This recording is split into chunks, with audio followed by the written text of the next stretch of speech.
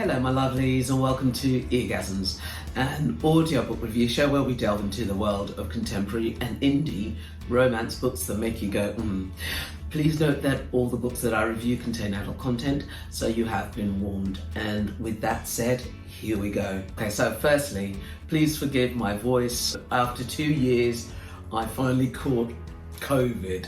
Dun dun dun. Anybody who's watching this in the future, you are so lucky you missed this pandemic. It was not fun. But after 3 years of actually avoiding it, it got me, and it got me good. I'm so sorry if I sound like Barry White or 0800 Sex a Lot. That was not my intention, so please do bear with me. I just wanted to put something out because it's been a minute. I'm here for you, my guy. Secondly, as I've been sick, my cat refuses to leave me alone. She wants to make sure that mom's okay. So I'm going to leave her on my lap today. You know, have you ever tried to get a cat off your lap when you're doing something important? You know my pain.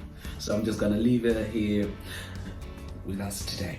Book review today is Call Me Maybe by Cara Bastone.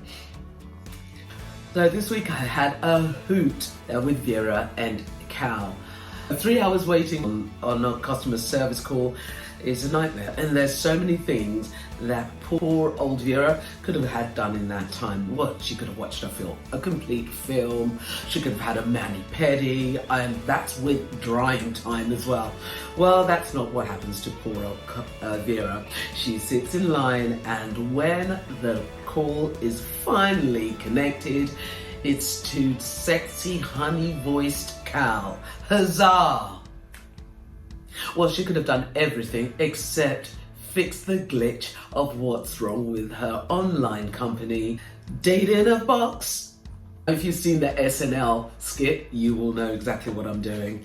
Now, this connection, more than just a phone connection, is going to take them on a trip that is as punny as life gets, a roller coaster of a ride. Cara Bastone's work is very fresh, it's original, it's really refreshing. I like the way that she writes. This is my first book by Cara Bastone, and I did enjoy it. I really liked her writing. It was fresh, it was new, it was very young and hip. It took me back to my days when I was a young lass. But it was very funny, it's easy to read, it's easy to listen to. She writes characters that you can relate to. I enjoyed a lot hanging out with Vera this week. She is funny, she has a lot of heart, and narrated by Lucy Christian and Neil Helligers. Lucy's got a really lovely voice. It's very sweet and girly, and it has a lot of energy to it. It'll keep you really interested and engaged. Neil's narration is a first for me also. I liked it, but I thought that his voice was maybe a little bit older than the character, than how I would have liked, but it still works. His voice is really pleasant. It's nice and refreshing to have new male narrators, because sometimes in romance you do get, although they are all, my auto buys and I do love them, once in a while it's really nice to have somebody who's great at their art and new to both these narrators did that for me. They actually did tick all the boxes for me in this book. Great characters. I would actually love to hang out with them. They both made me laugh on so many levels. I found myself cleaning because I wanted to finish it. It came in at 5 hours and 55 minutes, which isn't a really long audio at all. You can do that in a day, which I did. I'd had this for quite a while, and I don't know what it was about it that just didn't make me want to actually start it. I think it might have been the cover. The cover is really nondescript and it looked a bit childish, to be quite honest. But once I did actually, take the leap, it was a really fun book. It'll make a really great holiday read, or listen actually. Enjoyed it immensely until the end. Now, the ending was really disappointing for me. I just thought that And I don't really want to give too much away. Pardon me. I don't want to give too much away, but I was left feeling really underwhelmed after enjoying the journey so much. And I did think maybe the second book would actually answer the questions that left me a bit deflated. So, you know, just for all my listeners, I just thought that I would actually just listen to the second one and go through that hard task.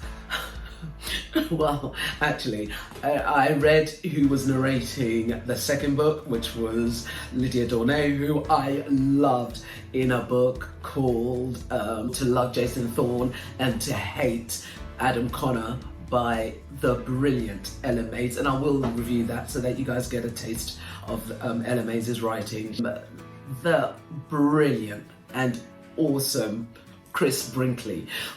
Chris is on my auto buys. I love his voice, I love his southern tones, and he narrates a lot of Penny Reid, and I love me some Penny Reid.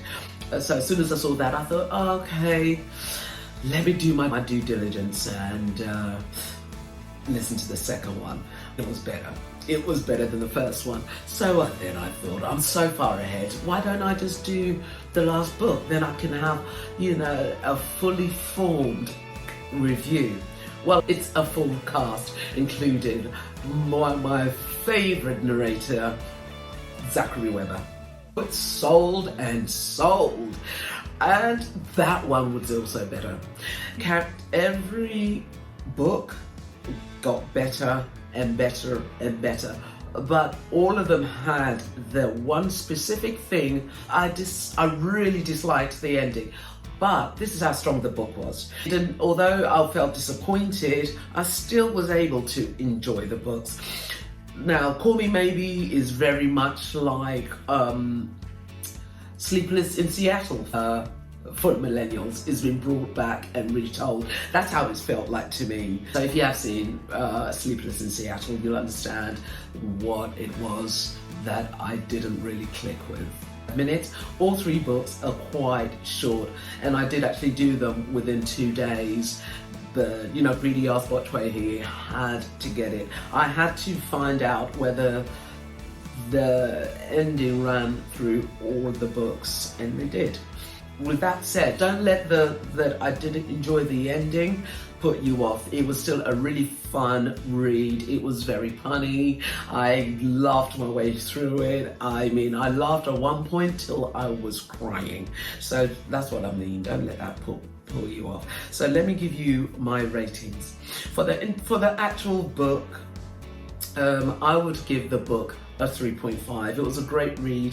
It was a little short for me because I do like longer reads, but as I said, if you put them all together, that will make us about a 15-hour read, which is sort of like the book length that I usually like. For the narration, I would give Lucy a 3.5, and I would give Neil a 3.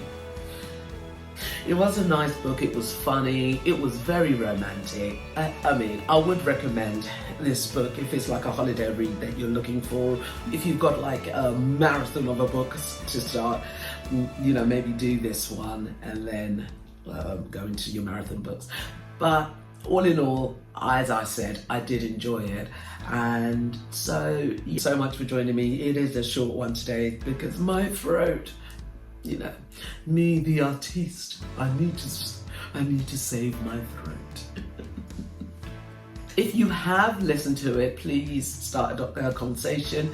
I want to hear what your thoughts are. Was I totally off to what you thought?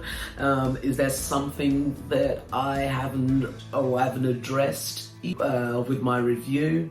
Or if you liked it, if you hated it, if there was something that we agreed on or we disagree on, please go down, leave a comment, and I will get back to you. So that's it for today's Eargasm. Please like, comment, and subscribe so that other people get to find me.